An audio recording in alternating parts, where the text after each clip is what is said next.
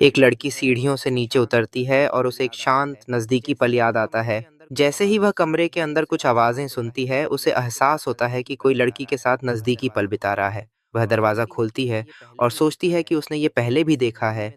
क्या ये किसी मूवी में था या बस कोई सपना? जब कोई इंसान अपने पति-पत्नी को किसी और के साथ ऐसी हालत में देख लेता है, तो वापस पहले जैसा कुछ नहीं रह जाता।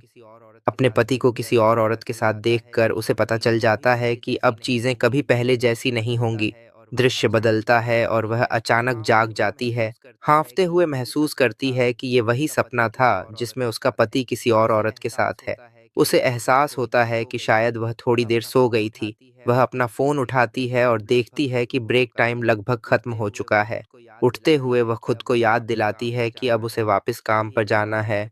तभी एक आवाज़ उसे पुकारती है, नाहसू। वह मुड़कर देखती है, उसका बॉस खड़ा है। नाहू आदर से उसे जवाब देती है। बॉस उसे अंदर बुलाता है और कहता है कि हमें बात करनी है। अंदर जाते ही वह उसे पैसों का पैकेट देता है और याद दिलाता है कि उसने एडवांस सैलरी मांगी थी। वह पूछता है कि 1.5 मिलियन काफ़ी है या नहीं। फिर वह बड़बड़ाता है कि उसे जल्दी-जल्दी पैसे निकालने पड़े क्योंकि नाहू ने बोला था कि अकाउंट में डिपॉज़िट मत करना। नाराज़गी के बावजूद वह मानता है कि नाहू मेहनती है और वह ऐसा कर्मचारी नहीं खोना चाहता जो परिवार जैसा महसूस होता है। नाहेसु गहराई से झुककर शुक्रिया अदा करती है और पैसों को अपनी कोट में रख लेती है। बॉस पूछता है कि क्या अभी भी उसके आर्थिक हालात खराब हैं। नाहू सांस भरते हुए कहती है कि आजकल ऊंचे ब्याज दरों की वजह से कर्ज चुकाना आसान नहीं है। फिर वह उसके पति के बारे में पूछता है और कहता है कि सुना है उसे हाल ही में नौकरी मिली है। नाहू बताती है कि उसका पति अभी भी अप्रेंटिसशिप में है, इसलिए स्थिर कमाई मुश्किल है। लेकिन वह उसे भरोसा दिलाती है कि उसका पति मेहनत कर रहा है और हालात जल्दी ही सुधर जाएंगे। जैसे ही नाहू बाहर निकलती है, बॉस उसे जाते हुए देखता है और सोचता है कि वह कितनी मेहनत करती है, बिना आराम किए। वह धीरे से कहता है कि उसकी लगन देखकर मुझे भी और मेहनत करने का मन करता है। नाहिसु उसकी बात टालते हुए कहती है कि चलिए अब काम पर ध्यान देते हैं। काउंटर पर जब वे ग्राहक संभाल रहे होते हैं, एक वेटर आवाज़ लगाता है कि नाहसू, 2 और पोर्क बेली ऐड कर दो। वह हामी भरते हुए कहती है कि अभी ले आती हूँ। खाना परोसते हुए एक युवा लड़की अपने पार्टनर से धीरे से पूछती है कि उसने सारा खाना उसे क्यों दे दिया, जबकि उसने खुद ज़्यादा नहीं खाया। युवक मुस्कुराते हुए कहता है कि वह अपना ख्याल रख रहा है और अच्छा खा रहा है। उसे खाते हुए देखकर ही उसे तृप्ति महसूस होती है।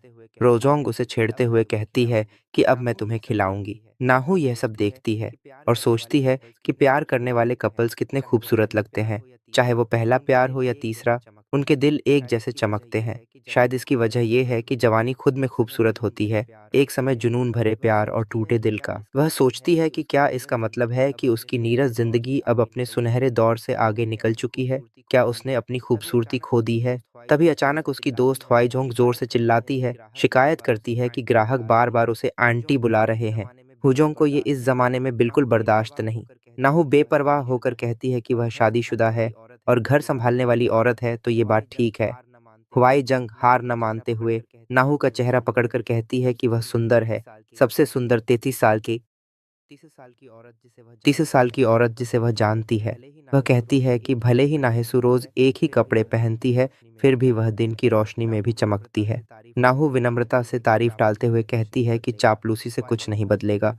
ख्वाइजोंग हंसते हुए कहती है कि वह बस इस बात से खुश है कि उसे इतनी खूबसूरत सहकर्मी के साथ काम करने का मौका मिलता है। नाहू हंसते हुए कहती है कि चलो शिफ्ट खत्म करें और घर चलें।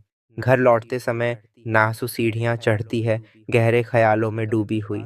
उसने कभी विश्वास किया था कि उसका पति सोचता है कि वह तब उसे सुंदर कहता था। उस वक़्त वह बेफ़िक्र, हँसमुख और सबको आसानी से पसंद आने वाली थी। उस समय जवानी सचमुच चमकदार और खूबसूरत लगती थी, लेकिन अब उसे अपनी खूबसूरती महसूस नहीं होती। जैसे ही वह दरवाज़ा खोलती है, वह अपने पति को शराब पीते हुए देखती है।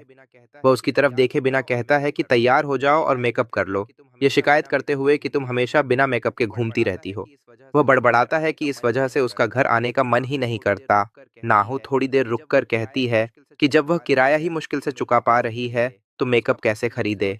उसका पति मित्जरो झुंझलाकर कहता है कि 80,000 महीना कमाने वाले पार्ट टाइम वर्कर्स भी रोज मेकअप करते हैं। वह उसे आलसी और बहाने बनाने वाली कहता है। नाहु चुप रहती है, लेकिन मन ही मन सोचती है कि क्या उसे पता भी है कि आजकल कॉस्मेटिक्स कितने महंगे हो गए हैं। वह कांप जाती है इस ख्याल से कि खुद पर 1,000 भी खर्च करना पड़े। मिचेल नूडल्स चूसते हुए फिर कहता है कि उसे मेकअप करना चाहिए क्योंकि उसे यह पसंद है। उसे खाते हुए देख नाहू सोचती है कि क्या प्यार भी इंसानों की तरह बूढ़ा हो जाता है। उनका रिश्ता अब एक पुराने गीले बेसमेंट जैसा लगता है, एक ऐसा प्यार जो जवानी से भी जल्दी मुरझा गया। वह सोचती है कि क्या वक़्त ने उसकी खूबसूरती छीन ली है या फिर यह लगातार बढ़ते हुए आर्थिक बोझ का नतीजा है। तभी मिचेल शिकायत करता है कि खाना भी अच्छा नहीं है। नाहू होंठ दबाकर सोचती है कि क्या वही है जो उसे कम सुंदर महसूस कराता है या फिर वह इसलिए अपनी चमक खो चुकी है क्योंकि वह अब भी उससे प्यार करती है। सो गाइस चैप्टर 1 की एंडिंग यही होती है। ऐसी मज़ेदार कहानियाँ सुनने के लिए हमारा चैनल सब्सक्राइब करें।